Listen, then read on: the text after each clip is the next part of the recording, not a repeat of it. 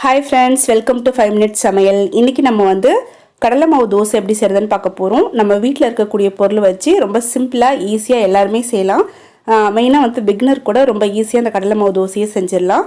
Sometime பார்த்தீங்கன்னா டக்குன்னு நம்மக்கிட்ட இட்லி தோசைக்கு மாவு இருக்காது, தீர்ந்து போயிடும். ஸோ அந்த டைமில் நம்ம என்ன டிஃபன் செஞ்சு கொடுக்குறதுன்னு கன்ஃபியூஸ்டாக இருப்போம். ஸோ நீங்கள் கன்ஃபியூஸே ஆக வேணாம், டக்குன்னு இந்த கடலை மாவு தோசை செஞ்சு கொடுங்க. ரொம்ப டேஸ்ட்டாக ரொம்ப நல்லாயிருக்கும், நல்லா கிறிஸ்பியாகவும் இருக்கும். இதுக்கு தொட்டுக்கிறதுக்கு பார்த்தீங்கன்னா சாம்பார், தேங்காய் சட்னி, கார சட்னி இது எல்லாமே தொட்டு சாப்பிட்றதுக்கு ரொம்ப நல்லாயிருக்கும். இப்போ வாங்க நம்ம டக்குன்னு வீடியோக்குள்ளே போயிட்டு இந்த கடலை மாவு தோசையை எப்படி செய்கிறதுன்னு பார்க்கலாம். கடலை மாவு தோசை செய்கிறதுக்கு ஒரு அகலமான பவுல் எடுத்துக்கோங்க. இதில் 2 கப்பு கடலை மாவு நான் சேர்த்துக்கிறேன். இந்த கடலை மாவு கட்டி எதுவும் இல்லாமல் நல்லா பவுடராக இருக்கணும். ஸோ அதனால் கட்டி ஏதாச்சும் இருந்துச்சுன்னா கையால் அந்த கட்டியை உடச்சி விட்டுட்டு நல்லா சலிச்சு எடுத்துக்கோங்க. அடுத்து இதில் நம்ம என்னென்ன பொருள் சேர்க்க போகிறோம் அப்படிங்கிறத பார்க்கலாம். 2 கப்பு கடலை மாவு சேர்த்த இல்லையா, அதுக்கு அதே கப்புலேயே 1/2 கப்பு அரிசி மாவு சேர்த்துக்கோங்க. இப்போ நம்ம அரிசி மாவு கடலை மாவு ரெண்டுமே சேர்த்தாச்சு. அடுத்ததான் இந்த மாவுக்கு தகுந்த மாதிரி உப்பு சேர்த்துக்கோங்க. உப்பு சேர்த்ததுக்கு அப்புறமா ஒரு 1/4 டீஸ்பூன் பேக்கிங் சோடா, அதாவது சோடா உப்பு ஆப்பத்துக்கெலாம் போடுவோம் இல்லையா, அந்த சோடா உப்பு 1/4 டீஸ்பூன் சேர்த்துக்கோங்க. அடுத்ததாக இதுலேயே 1 ஸ்பூன் ஜீரகத்தூள் சேர்த்துக்கலாம். ஜீரகத்தை தூள் பண்ணியும் சேர்த்துக்கலாம், அப்படி இல்லைன்னா முழுசாகவும் சேர்த்துக்கலாம், உங்களோட விருப்பம். பெஸ்ட்டு பார்த்தீங்கன்னா ஜீரகத்தூள் சேர்க்குறது தான். ஸோ எது உங்களுக்கு இஷ்டமோ அது நீங்கள் சேர்த்துட்டு ட்ரையாகவே நல்லா மிக்ஸ் பண்ணி விட்டுக்கோங்க. இந்த மாவுலேயே காரம் வேணும் அப்படின்னு நினச்சிங்கன்னா கொஞ்சமாக மிளகாய்த்தூள் சேர்த்துக்கோங்க. ஒரு ஸ்பூன் அளவுக்கு மிளகாய்த்தூள் சேர்த்துட்டு இந்த மாதிரி நல்லா மிக்ஸ் பண்ணிக்கோங்க. இன்றைக்கி நம்ம கடலை மாவு தோசை செய்ய போகிறோம். ஸோ அதனால் இந்த பொருள் எல்லாமே சேர்த்துட்டு இதுக்கு தேவையான அளவுக்கு தண்ணி சேர்த்து கட்டி எதுவும் இல்லாமல் நல்லா மிக்ஸ் பண்ணிக்கலாம். அதாவது தோசை மாவு பதத்துக்கு நம்ம இதை நல்லா மிக்ஸ் பண்ணி எடுத்துக்கணும். இதுலேயே நீங்கள் அடை தோசை மாதிரி ஊற்றணும் அப்படின்னு நினச்சிங்கன்னா அதுக்கு என்னென்ன பொருள் சேர்க்கணும் அப்படின்னு பார்த்தீங்கன்னா ஒரு 100 கிராம் பெரிய வெங்காயம், அப்படி இல்லைன்னா சின்ன வெங்காயம், ரெண்டுத்தில் எது வேணாலும் நீங்கள் எடுத்துக்கலாம். வெங்காயத்தை நல்லா பொடியாக மெல்லிஸாக கட் பண்ணி கையால் நல்லா பிசைஞ்சு விட்டு சேர்த்துக்கோங்க. அடுத்ததாக காரத்துக்கு பார்த்தீங்கன்னா மிளகாய் தூள் சேர்க்காம பச்சை மிளகாயை நல்லா பொடியாக கட் பண்ணி சேர்த்துக்கோங்க. அடுத்ததாக 1 ஸ்பூன் சோம்பு, ஜீரகத்தூளும் நம்ம சேர்த்துக்கணும், சோம்பும் சேர்த்துக்கணும். அதுக்கப்புறமா மல்லி, புதினா, கருவேப்பிலை இது 3த்தையும் நல்லா பொடியாக கட் பண்ணி சேர்த்துட்டு நல்லா மிக்ஸ் பண்ணி விட்டுட்டு நீங்கள் அடை தோசை மாதிரி ஊற்றிக்கலாம். அது ரொம்ப இன்னும் நல்ல டேஸ்ட்டாக இருக்கும். இதுக்கும் நீங்கள் கார சட்னி, சாம்பார், தேங்காய் சட்னி எது வேணாலும் தொட்டு சாப்பிட்லாம், ரொம்ப சூப்பராக இருக்கும். இல்லைனா சும்மா கூட சாப்பிட்லாம், ரொம்ப டேஸ்ட்டாக இருக்கும். சோம்பு பார்த்தீங்கன்னா நீங்கள் தூளாக சேர்க்க தேவையில்லை, அப்படியே முழுசாகவே சேர்த்துக்கலாம். இப்போ பாருங்கள், நான் கடலை மாவு தோசைக்கு மாவு நல்லா மிக்ஸ் பண்ணிட்டேன். தோசை மாவு பதத்துக்கு இந்த பதத்தில் நீங்கள் நல்லா மிக்ஸ் பண்ணிக்கோங்க. இப்போ மாவு நல்லா மிக்ஸ் பண்ணி விட்டதுக்கு அப்புறமா லாஸ்ட்டாக இதில் எங்களோட காரத்துக்கு ஏற்ற மாதிரி நான் 1 ஸ்பூன் மிளகாய்த்தூள் சேர்த்துக்கிறேன். உங்கள் காரத்துக்கு ஏற்ற மாதிரி நீங்களும் மிளகாய்த்தூள் சேர்த்துக்கோங்க. சேர்த்துட்டு நல்லா மிக்ஸ் பண்ணிக்கோங்க.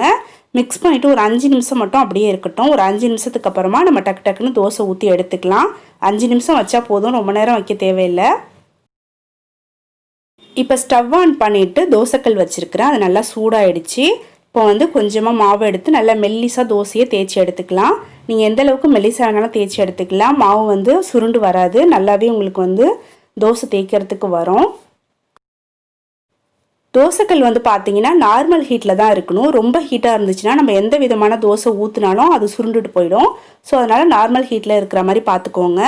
இப்போ நம்ம தோசை ஊற்றிட்டோம். அடுத்ததாக தோசை சுற்றிலும் பார்த்தீங்கன்னா நல்லெண்ணெய், அப்படி இல்லைன்னா கடலெண்ணெய், இதில் ரெண்டுத்தில் ஏதாச்சும் ஒன்று அது சுற்றிலும் ஊற்றி விட்டுருங்க. அப்போ தான் தோசை நல்லா கிறிஸ்பியாக இருக்கும். இப்போ இந்த கடலை மாவு தோசையை சாப்பிடும் போது கடலை மாவோட பச்சை வாசனை வருமா அப்படின்னு கேட்டிங்கன்னா கண்டிப்பாக வராது. ஏன்னா நம்ம மற்ற பொருளும் இது கூட சேர்த்துருக்கோம் இல்லையா, ஸோ அதனால் அந்த கடலை மாவோட பச்சை ஸ்மெல் கண்டிப்பாக வராது. ஆனால் நார்மல் தோசையை விட இந்த தோசை டேஸ்ட்டில் கொஞ்சம் டிஃப்ரெண்ட்டாக இருக்கும்.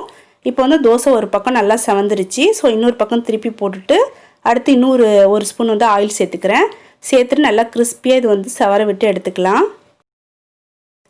இப்போ நம்மளுடைய கடலை மாவு தோசை நல்லா கிறிஸ்பியாக சூப்பராக செவந்து வந்திருக்கு. 2 பக்கமும் நல்லா வெந்துருச்சு. ஸோ மடித்து விட்டு ஒரு பிளேட்டில் எடுத்து வச்சுட்டு அடுத்து இன்னொரு தோசை ஊற்றி காட்டுறேன் பாருங்கள். எப்பயாச்சும் ஒரு டைம் பார்த்தீங்கன்னா இட்லி தோசைக்கு மாவு இருக்காது, சப்பாத்தி மாவு கூட இருக்காது, டக்குன்னு காலி ஆகிடும்.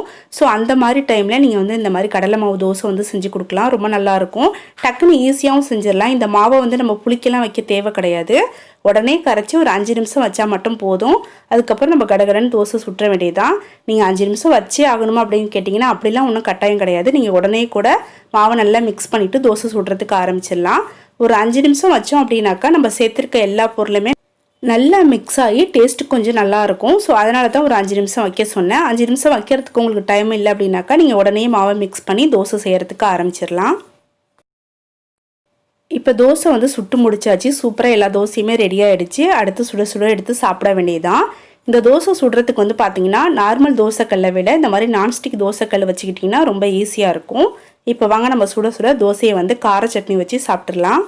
நான் இந்த தோசை வந்து டின்னருக்கு தான் செஞ்சிட்டு இருந்தேன். அன்னைக்கு வந்து பார்த்தீங்கன்னா எங்கள் ஊரில் சரியான மழை பெஞ்சிட்டு இருந்துச்சு. ஸோ மழை டைமில் டின்னருக்கு வந்து இந்த மாதிரி சுட சுட கடலை மாவு தோசையோட கார சட்னி தொட்டு சாப்பிட்றதுக்கு ரொம்ப டேஸ்ட்டாக இருந்துச்சு, ரொம்ப நல்லா இருந்துச்சு. ஸோ கண்டிப்பாக நீங்களும் இதே மெத்தடில் எல்லாருமே செஞ்சு பாருங்கள். உங்களுக்கு பிடிச்சிருக்கா, எப்படி வந்துச்சு அப்படிங்கிறத கீழே கமெண்ட்டில் என்னோட ஷேர் பண்ணுங்கள். ஃபஸ்ட் டைம் ட்ரை பண்ணும்போது கொஞ்சமாக ட்ரை பண்ணி பாருங்கள். உங்களுக்கு பிடிச்சிச்சு அப்படின்னாக்கா அடுத்து நீங்கள் வந்து அடுத்த டைம் செய்யும்போது கொஞ்சம் அதிகமாக வந்து செஞ்சு பார்க்கலாம். இதுக்கு முன்னாடி நம்மளோட சேனலில் வந்து பார்த்தீங்கன்னா தோசை மாவு எப்படி அரைக்கிறது, ஒரே மாவில் நம்ம 2 விதமான தோசை எப்படி செய்கிறது, அடுத்ததாக வீட்டிலேயே சப்பாத்தி மாவு அதாவது கோதுமை மாவு எப்படி அரைக்கிறதுன்னு சொல்லி வீடியோ போட்டிருக்கிறேன். அந்த வீடியோ வேணும் அப்படின்னா நீங்கள் பார்க்கணும் அப்படின்னு நினச்சிங்கன்னா ப்ளீஸ் எனக்காக நம்ம சேனலில் போய் செக் பண்ணி பாருங்கள். ரொம்ப யூஸ்ஃபுல்லாக இருக்கும். ஓகே, இந்த வீடியோ இதோட முடியுது. அடுத்து ஒரு யூஸ்ஃபுல்லான வீடியோவில் நம்ம சீக்கிரமாக மீட் பண்ணலாம். அது வரைக்கும் தேங்க்யூ, பாய்.